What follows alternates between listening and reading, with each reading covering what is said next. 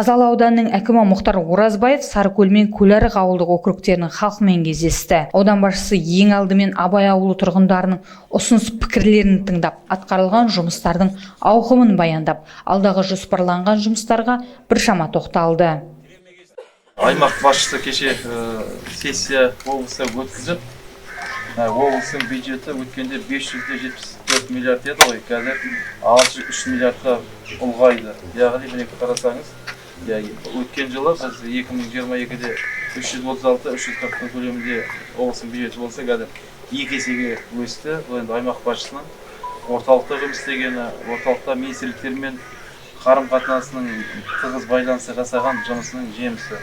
Сол бюджеттің ішінде біздің ауданында үлесі бар. Кешегінің өзінде 580 миллиондай қаржы алып жатырмыз. Енді түрлі мынау жобаларға ауданнан ғимарат саламыз, 2 этажды әкімшілік ғимаратты. Одан бөлек біздің көтеріп жүрген көптеген Өтебас каналын тазалау, ашу жұмыстарына 58 миллион алдық.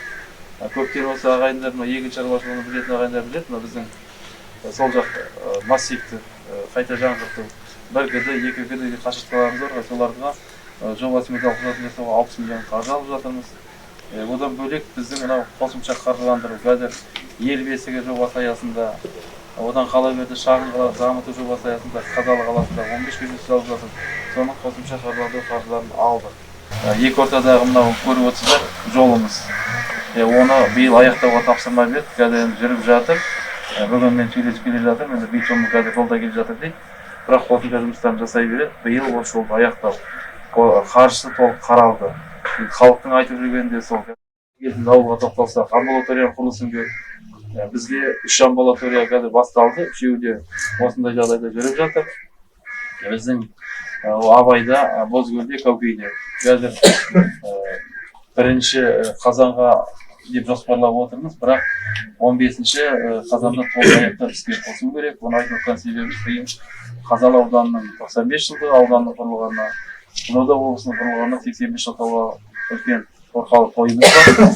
Соның аясында осы шараларды өткізіп, осы салынып жатқан құрылыстарды біз пайдалануға берсек деген талап қойып отырмыз. Оған кеше аймақтың басшысы келіп танысып кетті. Мердігер компания жақсы жұмыс жасап жатқан компания. Осы жерден алып, сосын Каукейдегі амбулаторияның құрылысын осы кісі салып жатыр. Сапасына, басқа істелетін жұмыстарына қадағалау жоғары деңгейде болады. Газдың мәселесі де Құдай қаласа биыл енді қосымша қаржы алуға жұмыс жасаймыз. Не болғанда да газ басталды, ертең мердігер дарияның астына өткізіп берсе, артына қарай жұмысын жеңілдетеді. Ауыл халқымен кездесуде аудан әкімі Мұхтар Оразбаев жастардың арасындағы топтық төбелестің алдын алу бойынша тыңғылықты жұмыстар атқарылып жатқандығын тілге тиек етті. Оған қоса қазіргі таңда ең өзекті дертке айналған алаяқтардың құрбаны болмауға шақырды. Яғни телефон шалған бейтаныс адамдарға жеке мәліметтерді бермеуіне ерекше тоқталды. Қазір не көп, алаяқ көп. Менің өзімізде алдағысы келіп телефон шалып жүрген, менің жолдасыма да телефон шалып жүрген алаяқтар жоқ емес бар. Сондықтан осы алаяқтан сақ болайық. Ешкімге сенудің қазір бүгінгі таңда қажеті жоқ. Көз жеткізбесек, шынайы бір шын ықыласымен звондап тұрған адам болмаса, қазір екінің бірі алаяқ. Осыдан сақ болайық. Оның үстіне мынау түнгі клубтар мен құмар ойындар. Осыған да біздің арбауында кетіп жатқан жастарымыз жоқ емес көп.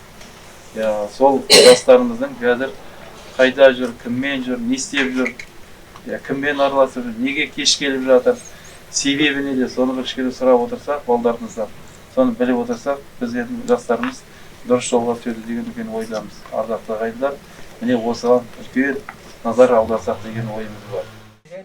Кездесу барысында ауыл тұрғындары ауыл мен қаланы жалғайтын қалқымалы көпірдің жайын айтты. Сонымен қатар ауыл шетінен су ұңғымаларын жүргізу және кенеге қарсы жұмыс жасау керектігін сөз етті. Халықтың дегенін ескеріп, мұқият тыңдаған аудан басшысы тиісті жұмыстардың атқарылып, мәселелердің кезең-кезеңмен шешілетінін атап өтті. Жиын соңында ауыл ақсақалдары бастау алған істерге батасын беріп, Қазалы ауданының әкімі Мұхтар Оразбаевқа алғысын айтты. Абай ауылдың өзіне биыл қарап отырсақ, 1 миллиард ақша бөлінді, енді кішкене шағын ауылға. Ол оңай ақша емес. Аудан амбулатория салынып жатыр, саябақ, көгілдіріп отыр ең басты мәселе. Рахмет бүткіл. Ең бір жұмыс бар, осының бәрі іске асып келе жатыр. Бәрі рахмет. Енді осының бәрі енді сапасы мәселе. Соған енді өзіңіз келіп тұрып, былай қадағалап өзіңізді. Бізді ауылда да жүріп тұр ғой, қадағалайды ғой. Сол. Енді өзіңіз білесіз, өткенде де айттық, енді айтып келе ойыңызда жүрсін деп жатырмын. Біздің ауылға енді мына жерде ауданда естіп жатырмыз, бір 20-дан астам ысқы машина қазылады дегенді естіп жатырмыз. 25-ге заявка беріп отырмыз. Заявка беріп отырмыз. Соның ішінде біздің ауылға да өткенде айттым, біреуін кірсе мына жерде енді күздің күні малдар қыста каналға кетіп жатыр. Сосын бірақ кине көбейіп кетті. Мына кине ауруына қарсы біз енді мал шаруашылығының маманы болғаннан кейін көп болады, тоқтатын. Содан біреуін бізге басқа жерде салып тұр. Осы Абай ауылында да ең ауданда екінші орында осы біздің ауылда малдың көбі. Сондықтан сол ойымызда болсын деп жатқанбыз. Сондай болса, рахмет енді. Еңбектеріңізде берекет табыңыздар. Ақыршада осындай ауданымыз еліміз көркейе берсін, дендегі сау болып, аман-есен осындай қуанышта жинала берейік.